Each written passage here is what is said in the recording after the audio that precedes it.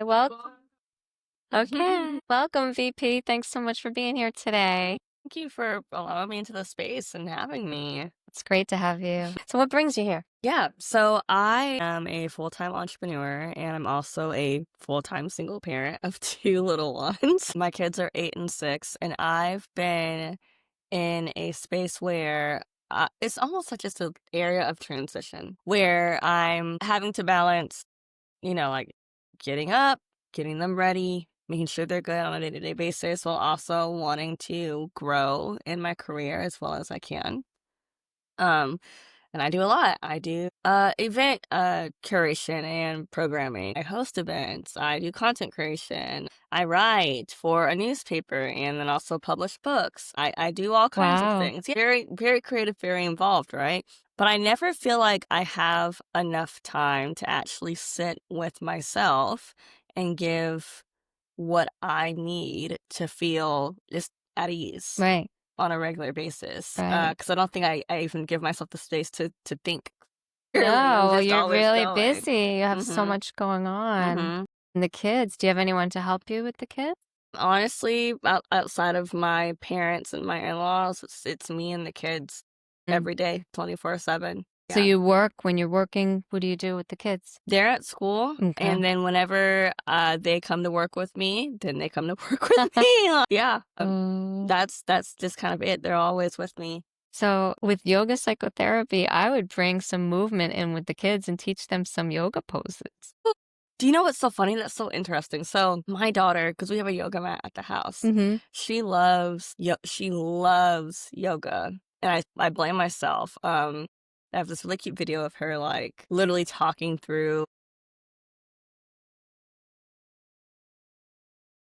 So cute. Yeah, I'm like, when did she learn that? But then I Oh, realized that she learned it from me when she was younger, when I was actually uh-huh. more actively doing yoga on a regular basis. So I definitely do think you're right. What are ways that I could do that? So, yeah, so I'm thinking like you could give her a certain pose to do. Kids are really flexible.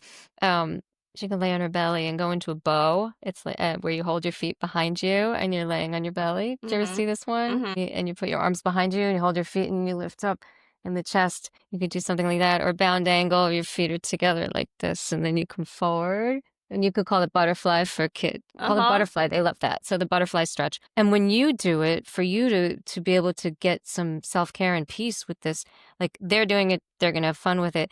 But when you breathe in a yoga pose, you take that silence between your thoughts, or that's the place you're trying to get to, right? Yeah. When you're so busy thinking about I have to do this and that, and you're multitasking everything, right? But when you breathe in a pose, you just take that moment for yourself to connect to something other than you. I don't know what your spiritual beliefs are, but connecting to something other than the kids and yourself, something greater. Yeah, I know. I think it's the spiritual piece is so important.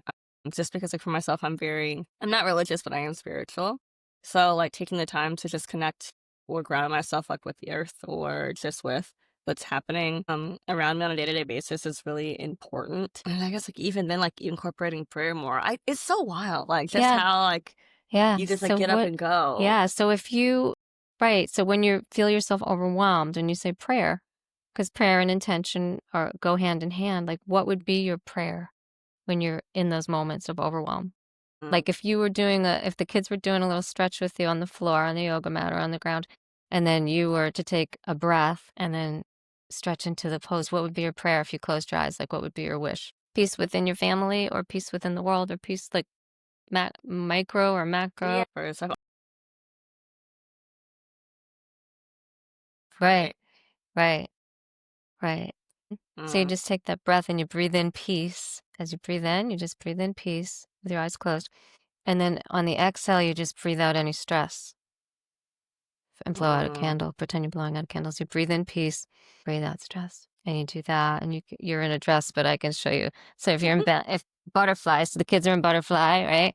So we're mhm. like here, so breathe in peace, breathe out stress, breathe in peace. You sit up tall, breathe out stress, peace, breathe out stress. And if you bring, this is another physiology thing that actually is proven to work. If you bring in a little Buddha half smile as you do that, and you close your eyes and you breathe all that, and it's going to change your physiology into more joy instead of stress just by doing this like It's literally the physical process of like saying your affirmations. Right. That's Right. so interesting. And I'm thinking, I keep coming back with Dr. Wayne Dyer had called it getting into the gap, and the gap is the space between the thoughts.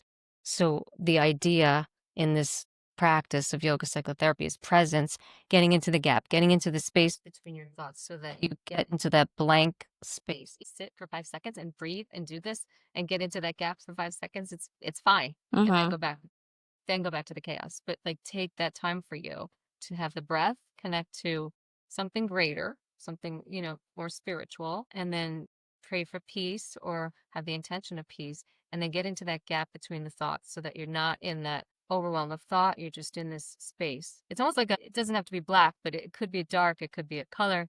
When you close your eyes, you kind of have to see what you see when you close your eyes. Would it be similar to the same space you go into like when you're meditating? Yes. Okay. Okay, I can recognize that. So I like whenever I'm in that space, I feel like it's whenever I'm in that space, it's very staticky almost. But the best way I could explain it, because whenever I hear music, I go into that space. So like I Yes. see colors whenever I listen to music, You right? do. So a lot of purples, a lot of oranges. That's nice. Yeah, it's really interesting. Did you ever study any of the chakras or the Eastern philosophy of the chakras? Briefly? So that the colors of the rainbow from the tailbone to the crown. So, and each one has something that they kind of stand for emotionally and physically. So your root in the ground is red.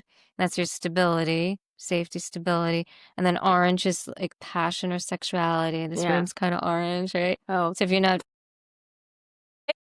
okay. excuse me, if you're not active sexually, you want to be active passionately about something you love. You and I talked about the arts before, and that brings about like creativity and passion.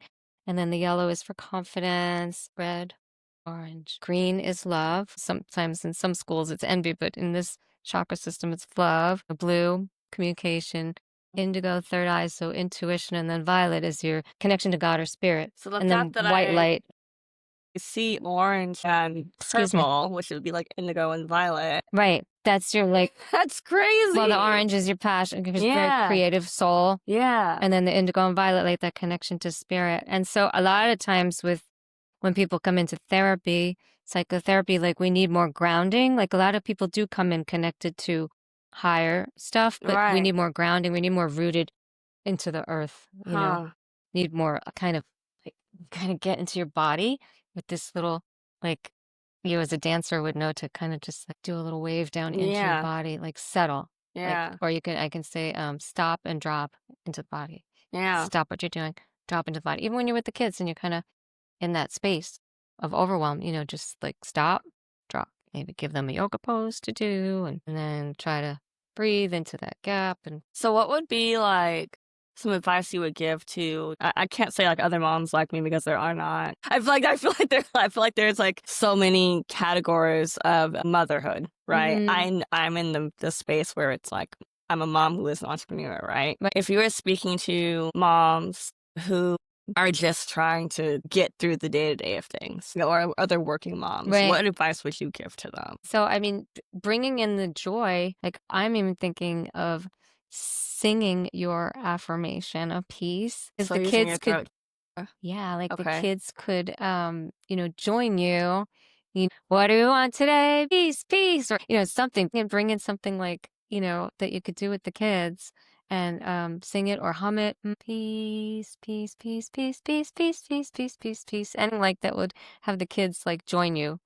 Or who can sing the highest note for peace. You can make it a competition. Do they like to sing? They do? Yes.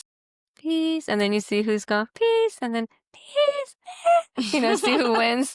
See who wins the kind. And then who could go the lowest? Peace. Turn it into a game. Yeah, peace. Try to go lower than that. Peace. Yeah, try. Sorry. All right, wait. Let me see if I can go lower than that. I can't go lower than that. Okay. I could definitely see my kids doing something like that, just because they're so yes, and they're hyperactive, and getting them into touch to just stop and breathe through things and think through things. And move and stretch and, Yeah. yeah. I mean, dancer pose I love for kids. They grab your foot behind and they balance on one leg and they Yeah. hold. Kids are just so good at yoga because they're just so flexible. Yeah. Yeah, when like I mentioned earlier, when my daughter, was getting really into it, like, she was just so natural with Mhm. it. Even with, like, how she was, like, talking through her, her flow, I was like, "This is wild." There are Oh. adults who have hard times like, focusing and being able to, like, really center themselves into that. Meanwhile, like, here's this at the time, she was 5 when she started doing this, so here's this five-year-old, like, pulling out her mat and, like, sitting into child's pose Mhm. and Yeah. going through the poses and talking through it, and then speaking like an That's instructor would speak. great. Yeah. Wow. Where did she Yeah. learn I that? don't know. It's so great. I don't know. That's great, but that's like something you can do together. And then you can just use it really to stabilize your own nervous system. Mhm. And then if you're calm, they're going to be calm. Mm. Does that help? Yeah, no, it helps a lot. I think for myself, I think what I've been really fighting just because of like my journey through all of this, I'm divorced, right? Like, I often try to hold on to the version of who I was when I was married and building my Mm, business. Granted, now that I'm going into the 5th year of that hmm. not being a thing. So I'm about to be in a space where I've been divorced and in business for myself longer than I was married and in Right. business for myself. And I hold on to that version of myself because of what that version of myself was able to accomplish. When you were married? Yeah. But see, now the scary part, this is interesting because you want to hold on to that, but that's in the past. Yeah. And so the scary part is to walk into the future, the unknown, but then to walk towards it and trust that you can do more by yourself than you did with your husband. Right, So right. So it's like security, yeah, I mean, I've been there too. And it's so hard. I know, like the feeling of like wanting to have that secure feeling when you're married, you feel like you've got your other half and that they're there but then the scary thing is, yeah, I'm alone now, right? But I can walk into this and I can thrive on my own. Like I don't need anyone to do that with me or for me, you know, because I believe in myself. And Mhm. you just baby steps walking towards the fear gently.